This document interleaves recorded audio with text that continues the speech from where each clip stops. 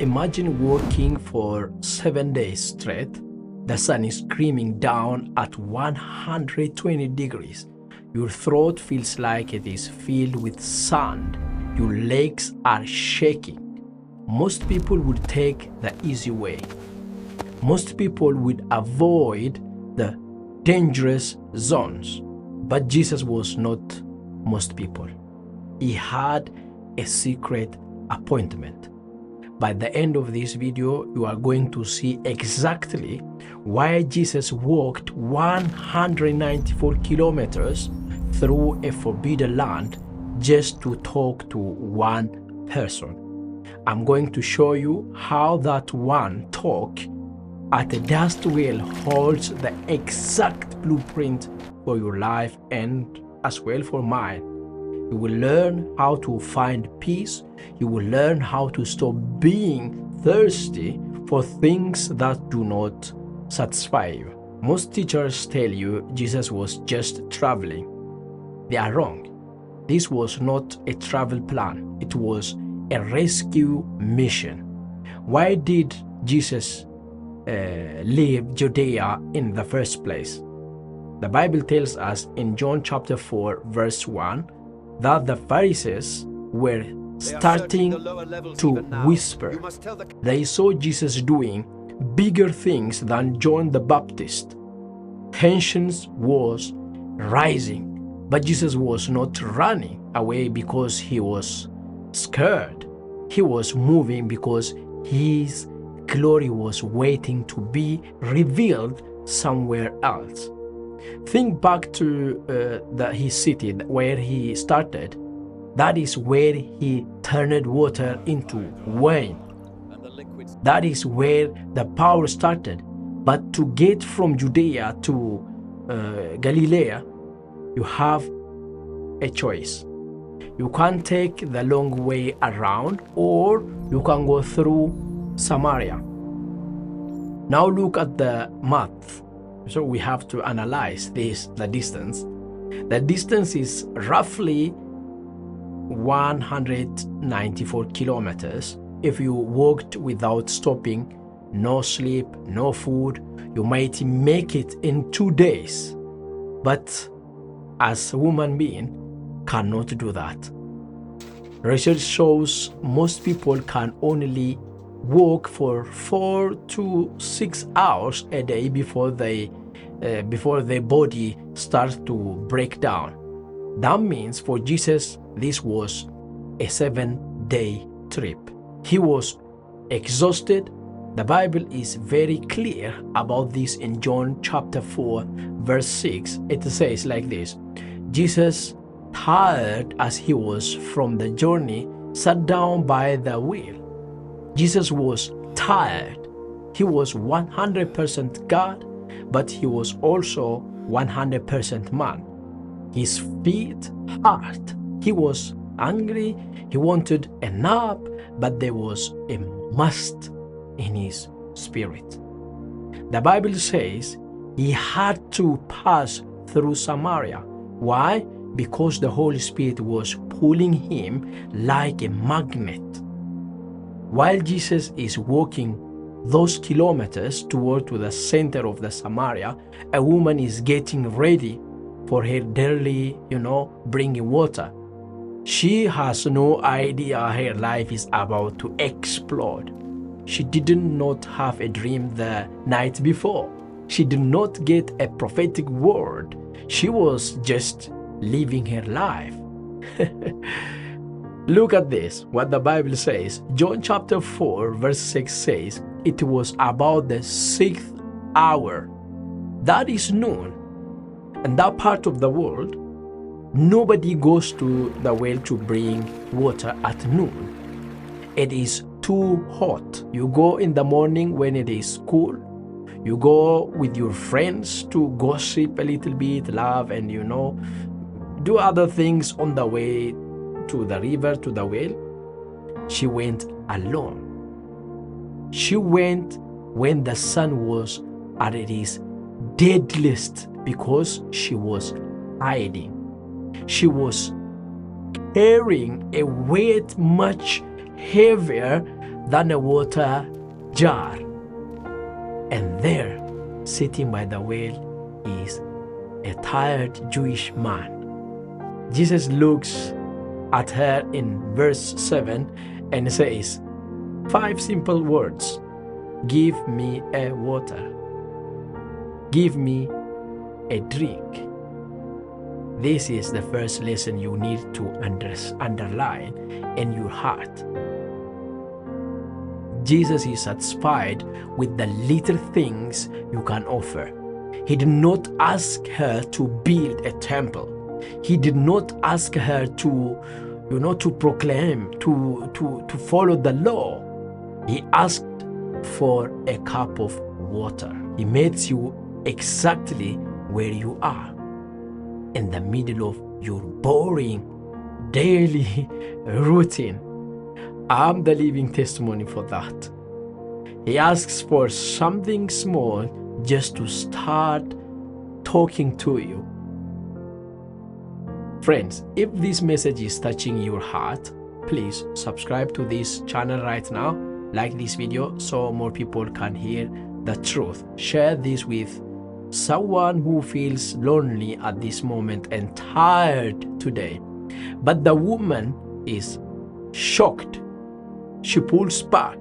In verse 9, she says, "You are a Jew, I'm a Samaritan. Why are you even talking to me?"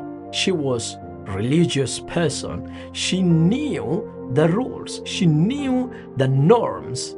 In her world, Jewish and Samaritans were like oil and water. They did not mix. They hate each other. She was looking at the problem. Jesus was looking at the soul. She was hiding behind her facade, this false acting.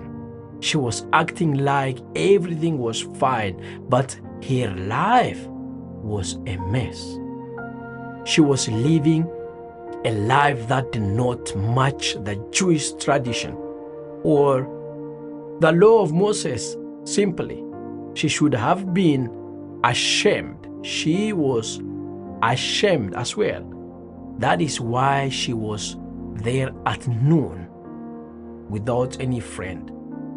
But Jesus says something in verse 10 that changes the entire atmosphere for her.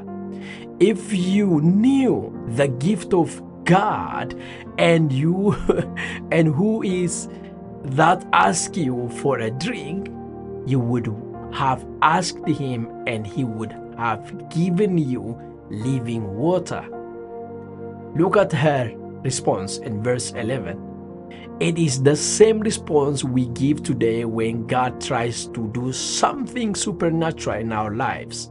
She looks at the physical. She says, "Sir, you have nothing to draw with and the well is very deep.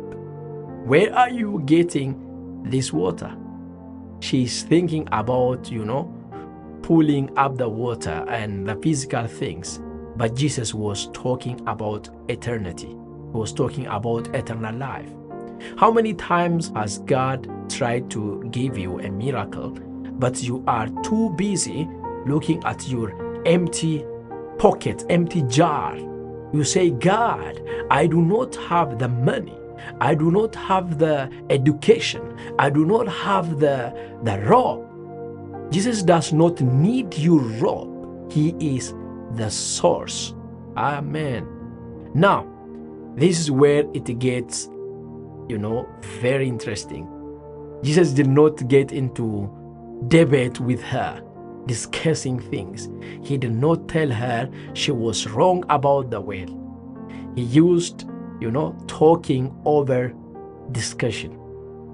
This is the working strategy that I am personally following when I'm pastoring churches and leading ministries. I don't like discussion. I will take a lot of time to talk to someone instead of discussing with someone. If you want to change some things in your life, stop arguing with people. Jesus just found the weakest part. by talking about what she already cared about. That is water. She was tired of walking to that well every day at noon. As I said before, she was tired of to be thirsty. Jesus promised her something better. But then he hits the reset button on her life. In verse 16, he says, "Go call your husband and come back." The woman freezes. She starts to say, "Oh, I have no husband." Jesus does not yet judge her. He's not there to judge her. He just speaks the truth. In verse 17 and 18, he said, "You are right when you say you have no husband. The fact is, you have had 5 husbands, and the man you now have is not your husband." Bam! Everything changed for her. The mask is ripped off, but notice this. He did not reveal her secret to hurt her or to judge her. He revealed it so she would know that he truly saw her. He was looking into the hidden fields of her heart. Most people think they need to be under the anointing or have a special title to witness to people. You do not. You just need to tell your story. You need to speak from your heart, from your experience, from the things that you have been with. You do not need a degree to tell someone how Jesus saved you. Jesus then tells her the most important truth of the whole trip. In verse 21 through to 24, he explains that the time is coming and it is here right now, when it does not matter what mountain you pray on. It does not matter if you are in Jerusalem or Samaria or somewhere else, Sweden, Stockholm, USA, Ethiopia, I don't know, Eritrea, anywhere. That doesn't matter. God is looking for those who worship in spirit and in truth. When we tell the truth to people, they find freedom. It is only the truth that sets people free, not your education, not your nice words that you are using when you are preaching or giving a testimony to people. And the truth is not a concept. The truth is a person. His name is Jesus. In verse 28, the woman does something extraordinary. She leaves her water jar. Think about that. The very reason she went to the well was forgotten because she found the source of life. She ran back to the city. It was the same city where she was hiding. She started shouting, come, see a man who told me everything I ever did." She went from hiding sinner to a bold evangelist in 10 minutes. Amen. There are 3 keys to remember from this journey. First, listen to the Holy Spirit. If you feel must to go somewhere or talk to someone, do not ignore it. It might be a 194-kilometer walk, but it is worth it. Second, speak the truth. Do not compromise. You do not have to make things up and down. It is all in the Bible. Third, use talking, not conflict. Meet people where they are. Ask for a cup of water. Build thirst first. Jesus did not just save a woman that day. He saved a whole city because he was willing to be tired, thirsty, and break the rules for only one soul. Are you ready to stop being thirsty today? If you want to know how to keep this fire going and how to actually study the Word of God, subscribe to this channel because I'm going to drop a new video every week and share with others, and leave a comment right below. God bless you. Have a nice week.